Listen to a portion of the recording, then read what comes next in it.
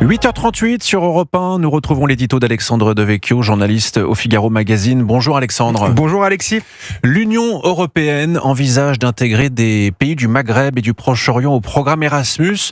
Voilà qui pourrait selon vous inspirer les scénaristes de films, Alexandre. Oui Alexis, quand j'ai appris cette information, j'ai tout de suite pensé à L'Auberge espagnole de Cédric Klapisch avec Romain Duris et Cécile de France, le film culte de la génération Erasmus. 20 ans plus tard, Klapisch pourra bientôt tourner une suite qui s'appellera L'Auberge algérienne. Le premier film faisait l'éloge de l'ouverture européenne. Cette fois, il s'agirait de vanter l'inclusivité des dictatures arabes. Klapisch pourrait même imaginer un scénario où l'Algérie démontrerait tout son sens de l'hospitalité en retenant sur son sol ses étudiants européens.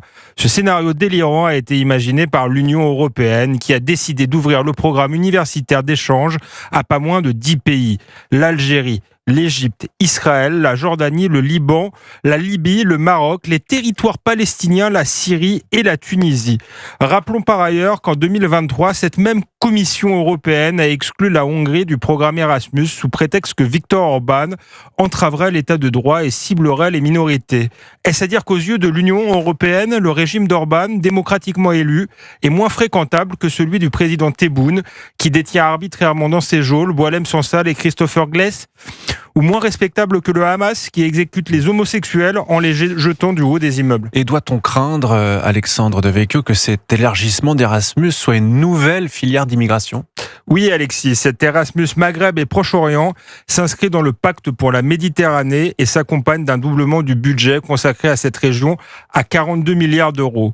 Une université méditerranéenne délivrant diplôme conjoint devrait aussi voir le jour. La région méditerranéenne constitue un pont vital, peut-on lire dans le pacte. Plus qu'un pont, en réalité, il faut y voir une route à sens unique.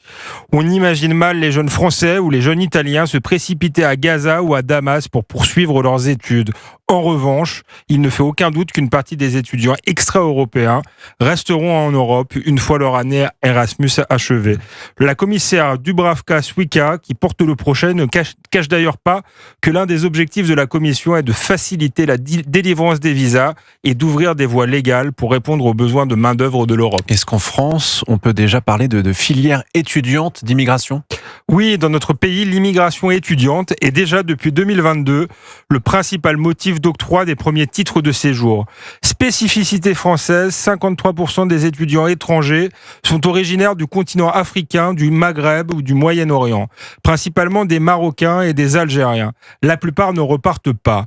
8 ans après leur arrivée pour motif étudiant, 61% des Algériens ont gardé un titre de séjour en France, dont les 2/3 pour motif familial. Mais au-delà de la France, tout cela en dit long sur l'Europe que veut Bruxelles. Si la montée des partis dits populistes témoigne de la révolte des peuples contre l'immigration de masse, la technostructure européenne n'entend rien céder et poursuit son projet utopique du supranational coupé de ses racines culturelles. Une Europe qui ne serait plus une civilisation, mais une auberge mondiale. Merci Alexandre Devecchio, rédacteur en chef au Figaro Magazine. C'était votre édito à retrouver bien sûr sur europe1.fr.